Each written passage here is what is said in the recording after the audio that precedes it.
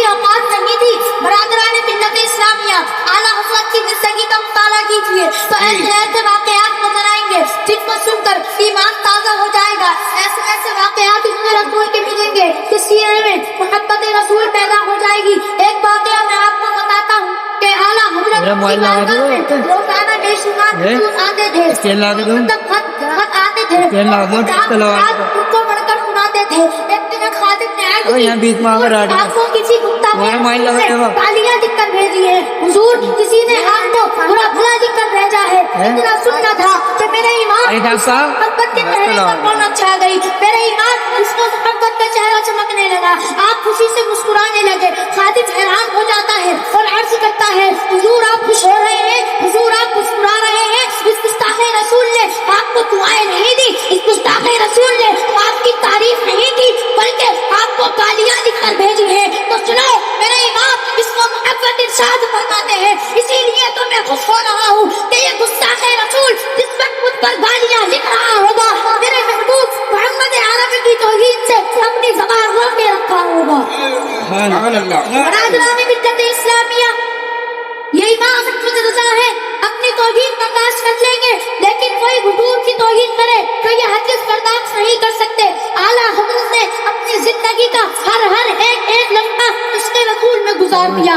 اعلیٰ حضرت نے اگر کسی کو کافر کہا تو عشق رسول میں کہا, اگر کسی سے دشمنی کی تو عشق رسول میں کی, اگر قلم اٹھایا تو عشق رسول میں اٹھایا, فتویٰ لکھا تو عشق رسول میں لکھا, الفتاوی نقیہ لکھی عشق رسول میں لکھی, الدعوۃ الرقیہ لکھی عشق رسول میں لکھی. اس دنیا سے گئے تو عشق رسول میں گئے, سینے میں باغ لے کے گئے تو عشق رسول کا. تبھی تو کہتے ہیں لحد میں عشق رمے شاہ کا داغ لے کے چلے, لحد میں عشق رمے شاہ کا داغ لے کے چلے, اندھیری رات ہوتی تھی چراغ لے کے چلے.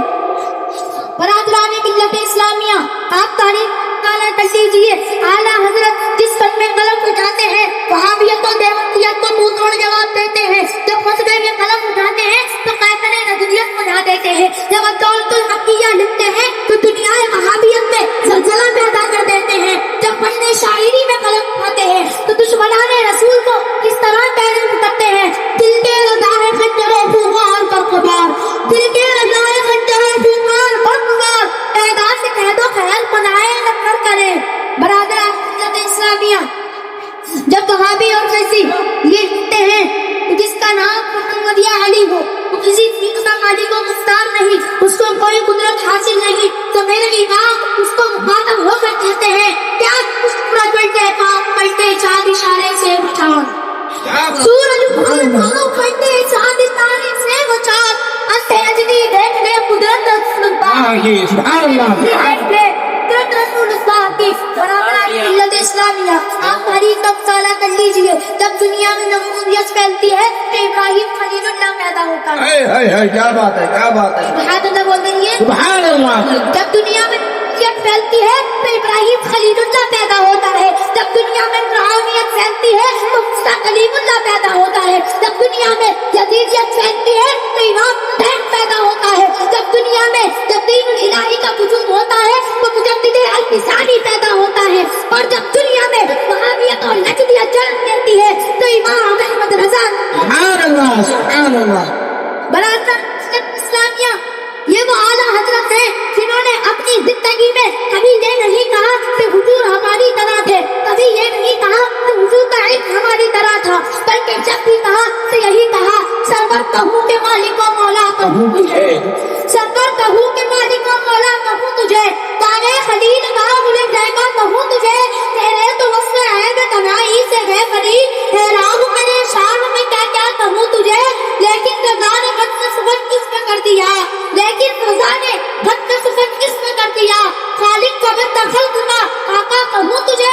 اور جب حضور کا دیدار کرتے ہیں تو فرماتے ہیں سنتا قدم ہے تن سلطان زمن پھول, سنتا اللہ کی سنتا قدم ہے تن سلطان زمن پھول, جب پھول دمن پھول دمن پھول بدن پھول, اللہ جو مل جائے میرے گل کا پسینہ, مانگے نہ کبھی عطر نہ دل چاہے دلہن پھول, جب پھول دمن پھول دمن پھول بدن پھول, کیا بات رضا اس چمنستان کرتی, چہرہ کلی جس کی حسن پر حسین